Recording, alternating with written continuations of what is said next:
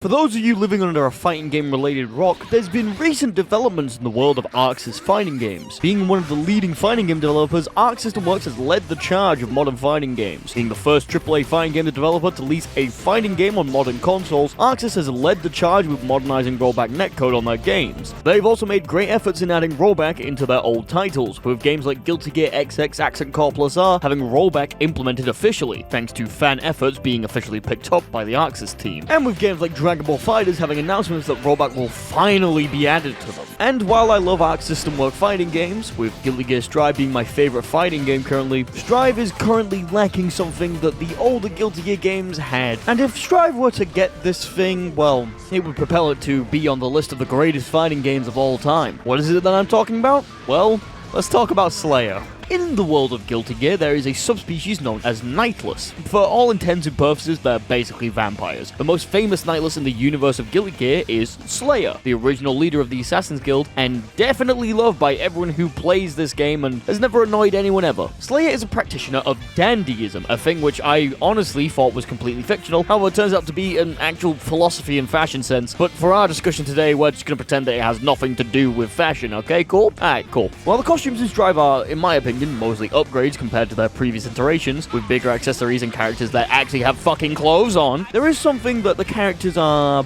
missing in Strive. Something essential. What is it that they're missing? Drip. What the hell are these guys wearing? What is this? What is this melty blood level design? We need to go back, far back to a previous game in which the drippiest character reside. Ladies, gentlemen and others, welcome to the XRD search for Dandyism. But first, a word from our sponsor. Do you thirst for combat? Do you have a burning desire to be the best of the best? Do you want a place where zoners are heavily discouraged? Well, you should try out today's sponsor, Naraka Blade Point. The game is currently having a Halloween sale. You can get Naraka Blade Point for 50% off on the Xbox Store from now until November 1st, and it is also completely free on the Xbox Game Pass. Naraka Blade Point is a melee-focused battle royale in which you fight 60 different players in an attempt to be the last person standing. Unlike other battle royales, Naraka Blade Point has an in-depth combat system with common focus and counterattacks, which create a similar feel to the rock, paper, scissors nature of fighting games. Choose from a cast of 13 different heroes, all with their own unique abilities and weapon styles to find the combat system that fits you the most. Don't like the look of your character? No worries, as the game allows you to customize your character to your liking, letting you play as the warrior of your dreams. You can even upload a photo of yourself if you really want to be the one defeating your enemies. Interested? Click the link in the description or in the pinned comment to try Naraka Blade Point. Make sure to check it out between now and November 1st to get the 50% discount on the Xbox version. Thank you Naraka Blade Point for the sponsorship, and let's get on with the video. Now, there's many different ways to experience Dandyism. The quest for the drip doesn't start at the highest point, no, we need to make our way up there. So let's start with the closest thing I've got to a main in this game, Jam. Despite every character being from different nationalities in the world of Guilty Gear, Jam is the only one to speak broken Japanese. I'll let you think of that what you will. Now, Jam isn't exactly the most dripped out character. In fact, her fit is honestly pretty mid. But, you know, it's fine, it's a starting point. The first rule to learning how to become the dandiest individual is to be as kind as possible. Take this individual here, Sin Kisk, son of Kai and Dizzy. He's an asshole. This man's committed war crimes and one day I will prove it to you all, but for now he's my enemy and because of that, he needs to die. Is what I would say if I wasn't in the pursuit of dandyism. If I truly wish to find the drip in this game, I must follow the first rule of drip, which is of course, to be kind. Sin, don't worry. As an absolute gentleman, I will treat you with the utmost respect. You are safe in my hands, dear Sin Kisk. I will return you to your loving parents in one piece. Come on now, Sin. We must get you back to Dizzy in one He hit me. You fucking... Now, after ruthlessly destroying the ruling class, you can begin focusing on being the nicest player you could ever be. Make sure to be the kindest you can to your opponent. Now, you might look at this clip and go, Gekko, come on, this isn't complimenting them, this is abuse. And that's where you're wrong, my good friend. See, each one of these attacks represents a compliment that I'm giving to my opponent, and this combo represents how I believe in them wholeheartedly, and how I want them to succeed and grow as a person. And this combo here represents how I'm fucking better than you! Ha! Ah, shit. It's his mum. Hey, listen, Dizzy, I have some bad news. Your good son, he didn't make it. See, he had the greatest mistake, and he got in the way of someone very powerful, handsome, and absolutely dripping. And because of that, he had to be put down. Hey, whoa, okay, calm down. Okay, Dizzy, listen. It's drip or drown, and it appears that you forgot your life vest. Ha! Ah, I see the Nutman has arrived. I'm sorry, Raven, but you're not going to be getting insults. You're only going to be getting compliments because I am the dandiest individual possible. Feel my love and affection. Oh, shit. I lost. Hell, that's not supposed to happen. I'm a YouTuber. We never lose. These are desperate times indeed. And desperate times call for desperate measures. I need more drip. Now, as you can see, I've switched from the dripless character Jam to a more responsible and well-dressed individual of Soul Bad Guy. What makes him more dripped? Pants. Now, Soul leads us to the second most important step of understanding dandyism.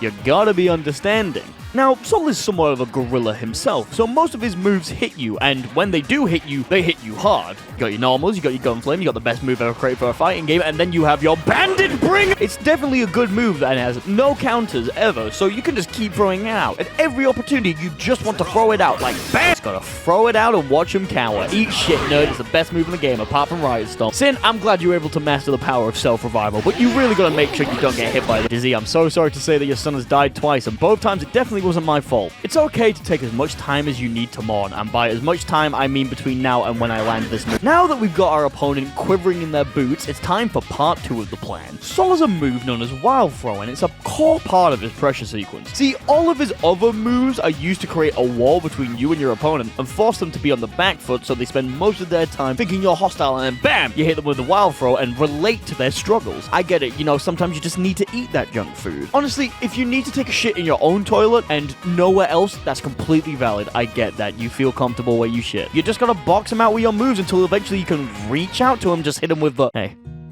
you doing alright? You look a little down. You ain't feeling too right. That's okay. I get it. Shit's hard right now.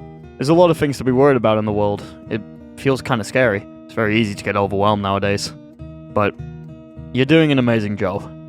Have you eaten today? Hey, it's gonna be alright. You're gonna get through all of this. You're stronger than you think. I'm so proud of you. You got this. I believe in you. Congratulations! You managed to understand the first 2 lessons of dandyism. It's time for us to go on to the final step and see if you truly have what it takes to become a dandy. Now, for the final lesson, we have to go to the drippiest character of them all. Of course, I'm talking about John Slayer, the one true pioneer of dandyism. Look at it! He's got everything. Beautiful hair, a healthy relationship, pants. Truly, 10 out of 10 drip man. He isn't going to be drowning today because he is the fucking ocean. Now, because of the absolute fucking class of this man, he followed both of the previous rules, as well as his own new rule, which is, of course, the rule of cool. Now, Slayer decided to himself that using the universal Gatling was cringe and dumb, so he isn't able to cancel his lighter moves into heavier ones. Because of this, his combos are objectively harder, and you should all pop off every time you see a Slayer do a simple B&B.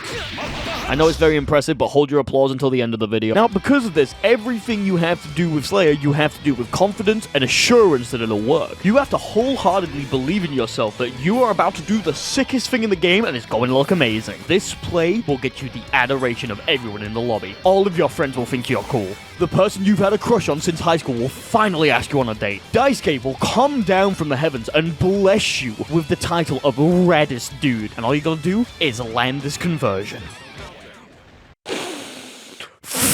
So, sometimes, you know, you fail to land the conversion, but it's fine. It happens to everyone, even the dandiest of people. So sometimes you just gotta walk it off. Just don't let it face you, know? You just gotta get on to the next fight and don't even think about it. God damn it. Look, it's fine, okay? We just don't let it phase us and we fuck. Shit, what the hell? Fuck! Okay, so step 3 isn't exactly going very well, but there's something that I can do to rectify this. I know there is. I just have to land it just once, and it'll be sick as hell. Before Strive, in the old Guilty Gear games, there was a mechanic known as the instant kill. By giving up your entire bar for the round, you send out a move that can instantly win you the round. However, they're extremely risky and hard to pull off. However, landing one is always a hype occasion as you get a cool cinematic for your character as you land it. I just need to land it once and I'll be the drippiest male known to man. I will ascend the hierarchy and become the dandiest male. And I know who just to land it on.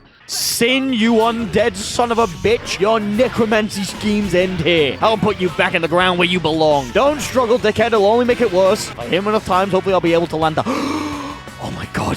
I forgot about the stun mechanic. It's time. Score it. Alright, okay, I'm actually gonna hit it.